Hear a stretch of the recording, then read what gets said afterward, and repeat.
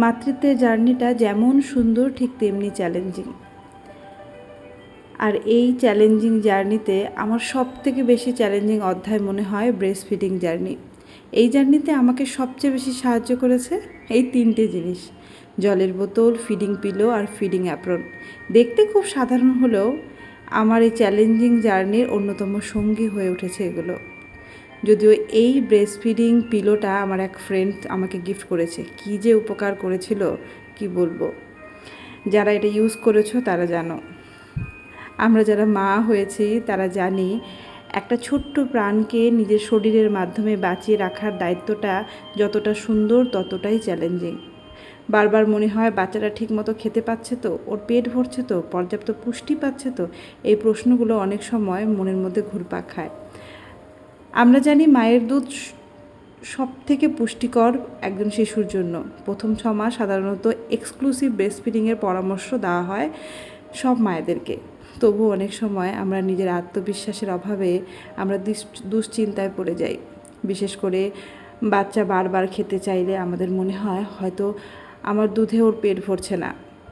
আর এই একটা চিন্তা থেকেই মা অনেক সময় ফর্মুলা মিল্কের দিকে চলে যায়। নবজাতকরা বারবার খেতে চাওয়া সবসময় কম পাওয়ার লক্ষণ নয়, এটা ক্লাস্টার ফিডিং বলে। এটা যখনই ওরা করে যখন তাদের চাহিদা অনেকটা বেড়ে যায়, যাতে সরবরাহ আরও বেশি পরিমাণে বেড়ে যায়, যার জন্য এই ক্লাস্টার ফিডিংটা তারা করে থাকে।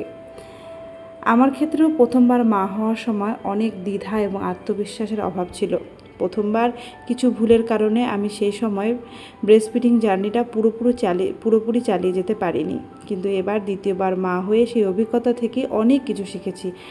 হাসপাতালে প্রথমবার শুয়ে ভাবছিলাম আমি ঠিকমতো ফিড করাতে পারছি তো, দুধের সেভাবে আসছে না। তখন আমার এক দিদি আমাকে একটা কথা বলেছিল, এখনও মনে আছে, তুই ওকে মন দিয়ে বারবার খাওয়াতে থাক, ওর দিকে তাকিয়ে থাক, চিন্তা করিস না, ধীরে ধীরে দুধ আসবে এবং ওর প্রয়োজন অনুযায়ী সরবরাহ তৈরি হবে। সে কথাই আমাকে আরও আত্মবিশ্বাস দিয়েছিল। আজ আমার ছোট ছেলেটার বয়স 2 মাস। এখন পর্যন্ত আমি ওকে পুরোপুরি ব্রেস্ট ফিডিংয়েই রেখেছি। মাঝে মাঝে এখনও নিজের আত্মবিশ্বাস কমে যায়, কিন্তু তখন আবার নিজেকে মনে করিয়ে দিই বিশ্বাস রাখতে হবে, ধৈর্য রাখতে হবে এবং প্রয়োজনে সাহায্য নিতে হবে। আর সেই সাহায্য আমার কিছুটা খাওয়া দাওয়ার দিকেও লক্ষ্য রাখি।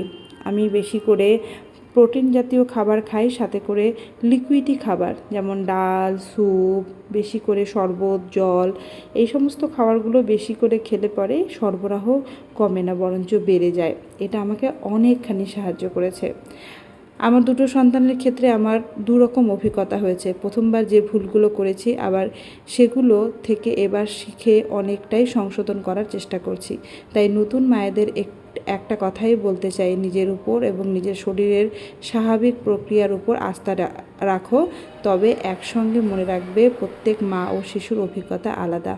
শিশু পর্যাপ্ত দুধ পাওয়ার নিজের যদি সন্দেহ থাকে তাহলে শিশুর ওজন, প্রস্রাবের পরিমাণ এবং খাওয়ার ধরন ইত্যাদি দেখে একজন শিশু বিশেষজ্ঞকে কনসাল্ট করতে পারো।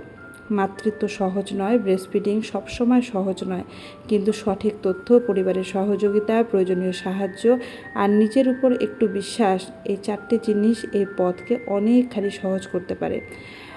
এটা আমার ছোট্ট অভিজ্ঞতা, হয়তো আমার মতো আরও অনেক নতুন মায়ের কাজে লাগবে। তাই তোমাদের সকলের সাথে শেয়ার করলাম আমার এই দুর্দান্ত একটা জার্নি, যেটা আমি খুব ভালো করে উপভোগ করছি এখন।